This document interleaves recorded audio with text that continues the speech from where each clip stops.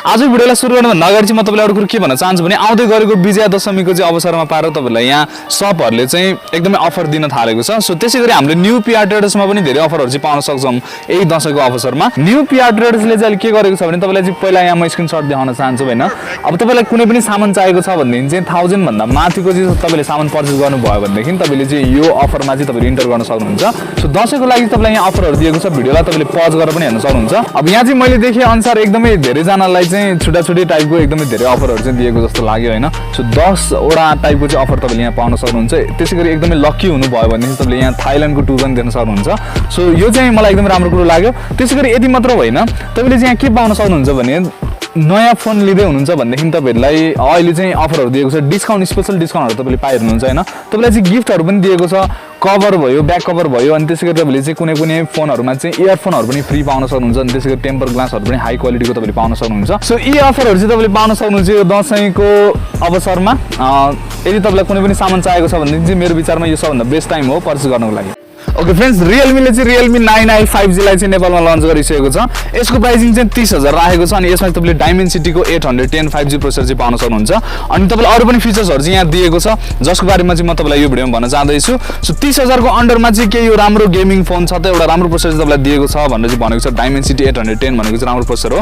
So 30,000 को अन्डरमा चाहिँ एउटा गेमिङ फोन हुन सक्छ कि सक्दैन, आजको भिडियोमा चाहिँ म तपाईँलाई त्यसकै विषयमा चाहिँ कुरा गर्न चाहदैछु। सो अब चाहिँ ढिला नगरिकन म भिडियोलाई सुरु गर्न चाहन्छु। यसमा चाहिँ तपाईँले डाइमेन्सिटीको 810 को 5G प्रोसेसर पाउन सक्नुहुन्छ। 50 मेगापिक्सलको तपाईँलाई क्यामेरा दिएको छ, अनि 5000 mAh को ब्याट्री भनेको छ, 90 हर्ट्ज को डिस्प्ले भनेको छ। अब चाहिँ मलाई यो फोन हातमा लिन मन लागिसकेको छ, अनबक्सिङ गर्न चाहदैछु म।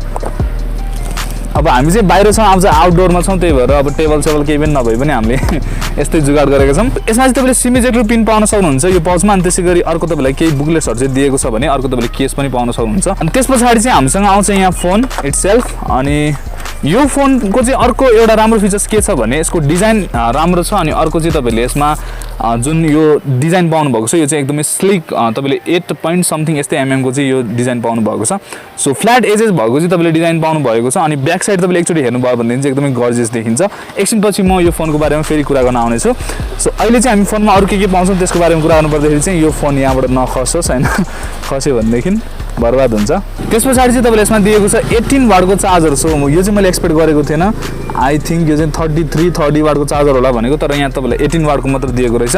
अनि त्यसै गरी अर्को तपाईँले लास्ट पाउन सक्नुहुन्छ एउटा USB टाइप सी को चाहिँ तपाईँले केबल पाउन सक्नुहुन्छ। यदि नै तपाईँलाई दिएको छ बक्समा। डिजाइन त एकदमै दामी लाग्यो मलाई हैन, फ्ल्याट एजेसको साथमा छ।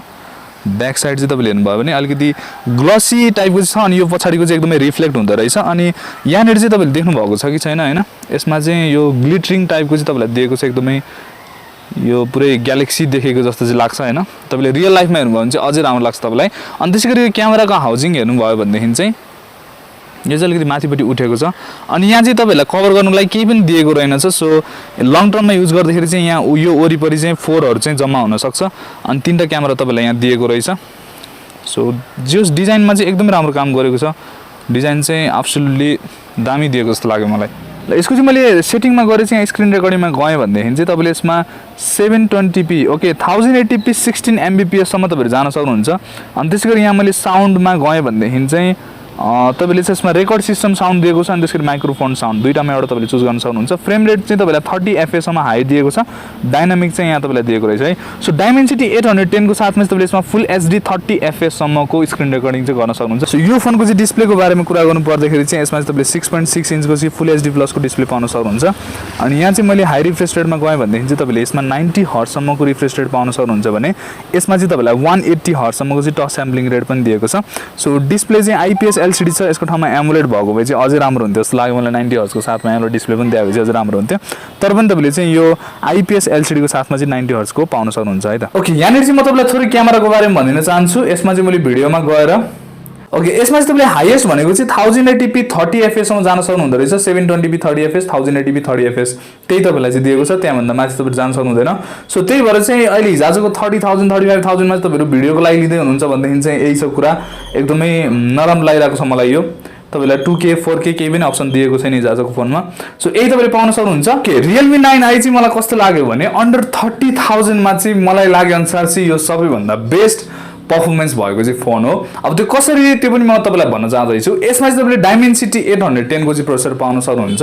अनि यो प्रोसेसर चाहिँ अब यहाँभन्दा अगाडि तपाईँले अन्डर 30,000 मा राम्रो प्रोसेसर देख्ने भनेको चाहिँ हिलियो G95 होइन, यस्तै प्रोसेसर थियो नि त। त्यो भएर चाहिँ अब स्न्यापड्रागन 680 हिलियो G95 भनेको चाहिँ हामीले बेस्ट प्रोसेसर पाएको छौँ अन्डर 30,000।